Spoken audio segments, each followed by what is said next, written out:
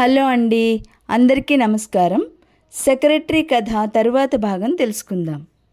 ద్రాక్ష తోట నుండి ఇంటికి వచ్చిన తర్వాత జయంతి, రాజశేఖరం ఇద్దరూ మాట్లాడుకోలేదు, కలిసి భోజనం కూడా చేయలేదు. మర్నాడు గదిలో కూర్చుని పుస్తకం చదువుకుంటున్న జయంతికి అయ్యగారి జేబులో ఈ కాగితాలున్నాయని తీసి ఇచ్చాడు చాకలి. వాటిలో ఒక ఉత్తరం కూడా ఉంది. ఆ ఉత్తరం లక్ష్మి అని ఉంది. లక్ష్మి ఎవరు? లక్ష్మి అనే ఆవిడ గురించి శేఖరం నోటి నుండి ఎప్పుడూ వినలేదే. వద్దనుకుంటూనే ఉత్తరం తీసి చూసింది. దానిలో ఇలా ఉంది: శేఖరం, నీ ఉత్తరం అందింది. వెంటనే జవాబు రాయాలని మనసులో ఆరాటం. కానీ నా సంగతి తెలుసుగా, క్షణం ఊపిరాడదు. అందుకే వెంటనే ఉత్తరం రాయలేకపోయాను. ఏమీ అనుకోకు. నీ మనసులో బాధ నాకు అర్థమైంది. ఎంతటి చిక్కు సమస్యనైనా ఇట్టే విడదీసే నీ తెలివితేటలు ఏమైపోయాయి? నీకు నేను సలహా చెప్పాలా? నన్ను అడిగితే ఒకే ఒక మాట చెబుతాను.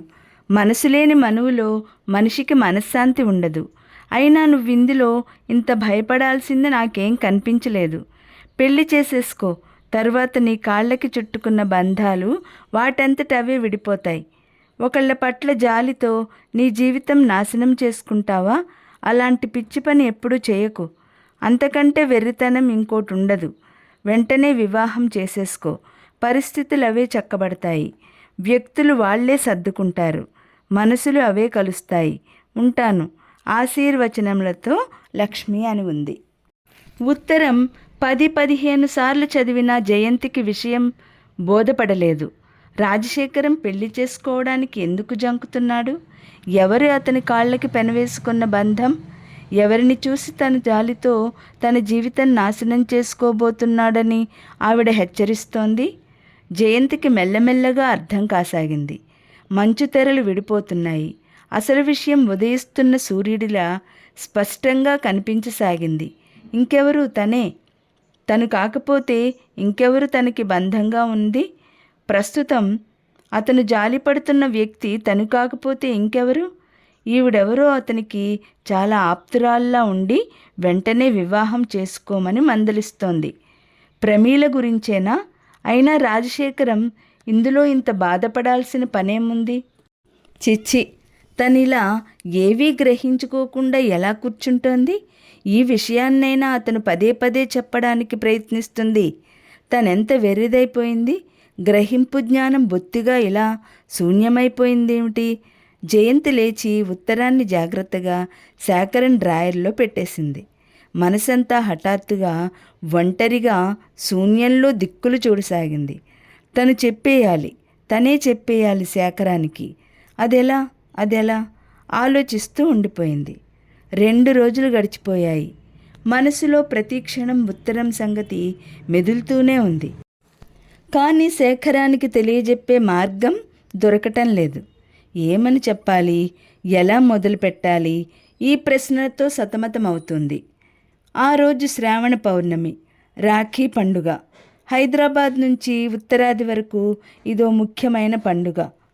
ఈరోజు అక్క చెల్లెళ్ళు అన్నదమ్ములకి రాఖీ కడతారు.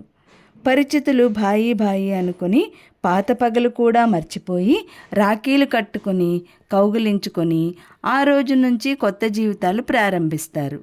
పనివాళ్ళు యజమానులకి కట్టి బహుమతులు అందుకుంటారు. సునంద రాఖీ తెచ్చి జయంతి చేతికి కట్టింది. ఏమివ్వను నీకు?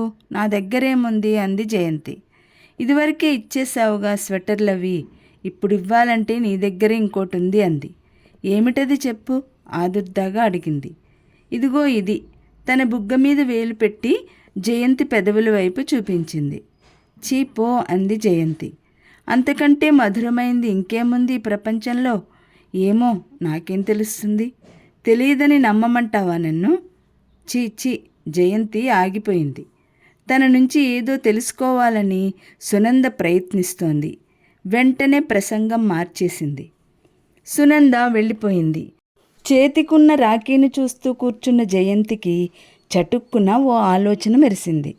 ఇది తీసుకెళ్ళి అతని చేతికి కడితే? రాఖీ పూర్తిగా సోదర సమానమైన వాళ్ళకే కడతారు ఆడవాళ్ళు. తన అభిప్రాయాన్ని చెప్పడానికి చక్కటి అవకాశం. జయంతి మెల్లగా రాఖీ చేతిలో నుంచి ఊడదీసి చేత్తో పట్టుకుని వెళ్ళింది. శేఖరం ఇంట్లోనే ఉన్నాడు. ఆ రోజు సెలవు. సునంద భర్త రాలేదు. అతను ఆ గదిలో కూర్చుని రాసుకుంటున్నాడు. అడుగుల చప్పుడు విని తలెత్తి ఏమిటి అన్నాడు. రాఖీ తెచ్చాను, కొట్టుకునే గుండెలతో అంది. ఓహో, అయితే మీకు కట్టడానికి తెచ్చాను. అతను ఒకసారి జయంతి వైపు నిశితంగా చూసి తర్వాత రాస్తున్న పేపర్లు పక్కన పెట్టేసి కుర్చీలో వెనక్కి జారిగిలబడుతూ, రాఖీ ఎవరికి కడతారో తెలుసా నీకు అన్నాడు. తెలుసు. ఎవరికి? సోదర సమానమైన వాళ్ళకి. అయితే తెలిసే వచ్చావన్నమాట. జయంతి తలూపింది. శేఖరం చెయ్యి చాచాడు కట్టమన్నట్టు. జయంతి మనసు తేలికైంది. అమ్మయ్యా, ఇంత త్వరగా ఒప్పుకుంటాడనుకోలేదు. దగ్గరగా వచ్చి అతని చేయి చేతిలోకి తీసుకుంది. ముందిది చెప్పు, నేనంటే నీకు సోదరభావమేనా ఉంది? జయంతి క్రిందకు చూస్తుండిపోయింది. చెప్పు, రెట్టించాడు. జయంతి మాట్లాడలేదు. మాట్లాడవేం?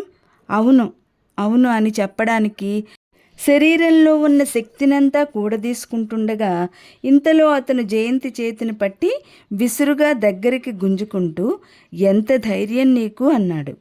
బిత్తరపోయి అతని వైపు చూస్తుండిపోయింది. ఇద్దరి కళ్ళు కలుసుకున్నాయి.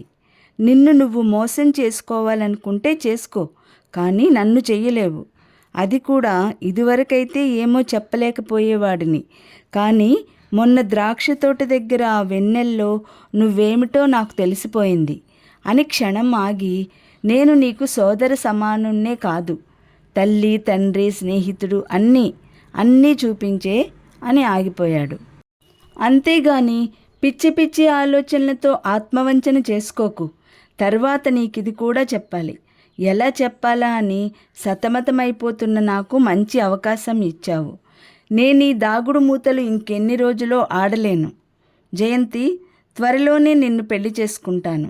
నిద్రలో నువ్వు భయపడి అరుస్తుంటే ప్రక్క గదిలోంచి పరిగెత్తుకురావడం నాకు చేతరావడం లేదు.